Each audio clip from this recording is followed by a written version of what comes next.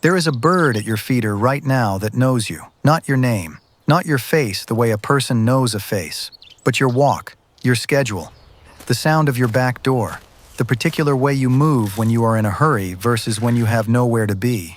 It has been watching you for years. Every morning you filled the feeder, every afternoon you sat outside, every time you walked past without stopping. It has been building something, and it has been waiting, in the only way a bird can wait, for you to do one thing you have never done. I am going to tell you what that thing is, and I am going to tell you what happens when you do it. Because what happens is something most people who love birds will spend their entire lives never experiencing. Welcome to Known by Birds. Stay until the end, because the last thing I tell you changes the walk to your feeder every single morning for the rest of your life. First, you need to understand what the bird has already done, because by the time you watch this, it has done quite a bit. A male northern cardinal that has been visiting your yard for 3 years has observed you hundreds of times. Every morning you stepped outside, every walk to the mailbox, every afternoon in the garden. He has not built the kind of detailed individual face recognition that a crow would. The cognitive architecture for that level of recognition belongs to corvids, crows, jays, magpies, not cardinals. What songbirds build instead is something arguably more intimate, a pattern-based profile, your gait, your routine, the tone of your voice through the open window, the rhythm of how you move. The cardinal cannot necessarily distinguish your face from your neighbor's the way a crow could, but he can absolutely distinguish your overall presence pattern. And over thousands of small observations, he has done exactly that.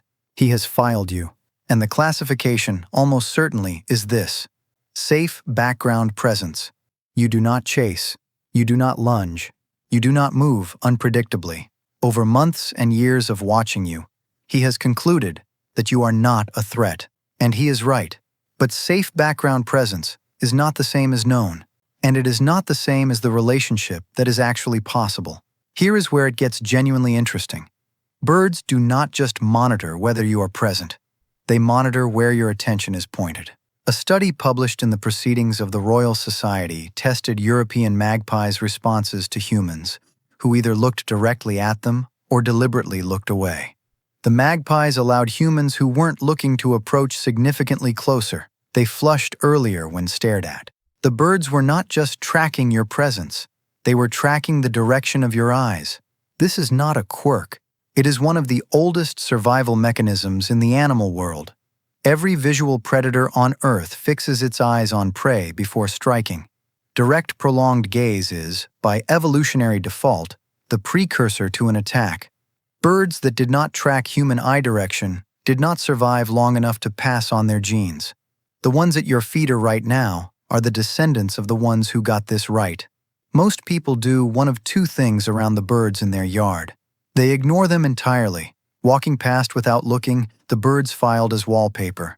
Or they stare too long, watching with the kind of focused attention that the bird's nervous system reads as predatory interest. Both of those patterns have already been filed. Neither of them has moved you forward. Here is what the bird has been waiting for. And nobody told you about it because most people who study birds study them from a distance. They do not study what happens when you change. Tomorrow morning, when you go out to fill the feeder, stop for 2 seconds. Find the bird that is already there. And there will be one because it has learned your schedule and it is positioned for you. Look at it briefly, not a stare, not the locked predator gaze. A soft 2-second glance, the kind of attention you would give a neighbor you recognize at a distance. Then look away. Say something quiet, low, calm, whatever feels natural. Then go on with what you came out to do. That 2-second soft glance followed by averted gaze registers in the bird's threat assessment system as something it has never recorded from you before. Most interactions are already filed. Ignore or stare, neutral or threatening. A new pattern. Brief, calm acknowledgement with no follow-up threat behavior. That is information the bird system has to process. And that processing is what produces the shift. He will freeze for a fraction of a second. He will tilt his head and look back at you. I want to be honest about what that means scientifically. He is recalculating his flight distance because you broke your usual pattern. The head tilt is his laterally placed eyes bringing one eye forward to focus on something new. He is gathering data on what just changed. But here is the thing. That data gathering is the proof that it worked. You registered. For the first time in 3 years of filling that feeder, you registered as something other than background. The voice works the same way. Research on house sparrows published in Animal Cognition demonstrated that sparrows learn to associate specific human voices with specific outcomes: food, threat, neutral presence. Your voice is something the cardinal has heard hundreds of times through windows and porch conversations. But he has almost never heard you speak at a tone and volume directed at him. Soft, low, calm vocalization without sudden volume or sharpness gets filed as social communication. The bird does not understand a single word. What it reads is the acoustic signature, the tone, the lack of aggression, the calm, directional attention. That signature is being added to your profile right now. Every soft word you say near a bird in your yard is data being filed under your name. If you do this consistently, the soft glance, the low voice, every morning for a week, the bird's behavior will shift in ways you can measure. He will linger longer when you are outside. He will allow you to come closer before moving to a farther perch. His alarm calls, the sharp chips that signal danger to every bird in the yard, will quiet in your presence. The other birds will notice that quieting, and they will adjust toward you too. One bird's revised risk model spreading to the flock. Within a month, the relationship will be measurably different. The bird is not experiencing affection. He is revising his risk model. But the practical outcome, a cardinal that stays on the fence post while you fill the feeder instead of flying to the far side of the yard, is real. It is a direct result of behavior you control, and it is available to you starting tomorrow morning. Now I want to tell you the part that most people skip, because the science is one thing, but the weight of it is another. A black-capped chickadee in the wild averages about 2.5 years of life. A northern cardinal averages 3 years, though some reach 15. A robin averages 2. These are short lives, and they are spent in a state of nearly continuous vigilance, every morning, every afternoon, every moment in the open, assessing the environment for threats. The chickadee that has been visiting your feeder for 2 years has been visiting it for most of his life. Throughout that entire span, every morning, every afternoon, he has been doing the same thing, assessing the environment for threats and resources. And you, whether you realized it or not, have been one of the major features of that environment.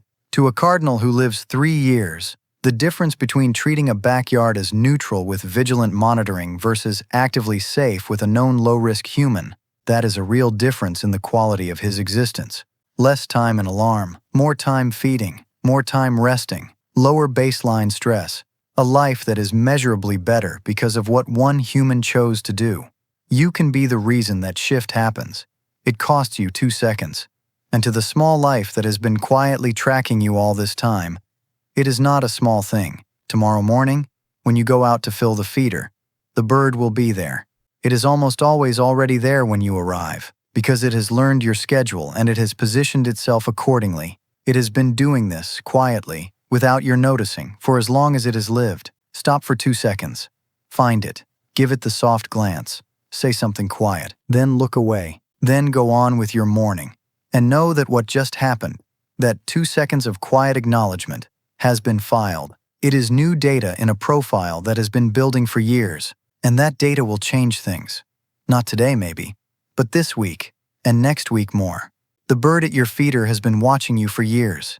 It has been building something, and it has been waiting, quietly, consistently, in the only way a bird knows how to wait, for you to finally see it back. Tell me in the comments, is there a specific bird in your yard you have started to recognize as an individual? Have you ever stopped and acknowledged one directly and noticed a shift afterward? I want to know. I read every single one. And if someone in your life fills a bird feeder every morning and has never stopped to really look at what is filling it, send this to them. Because the bird at their feeder has been waiting too. I will see you in the next one.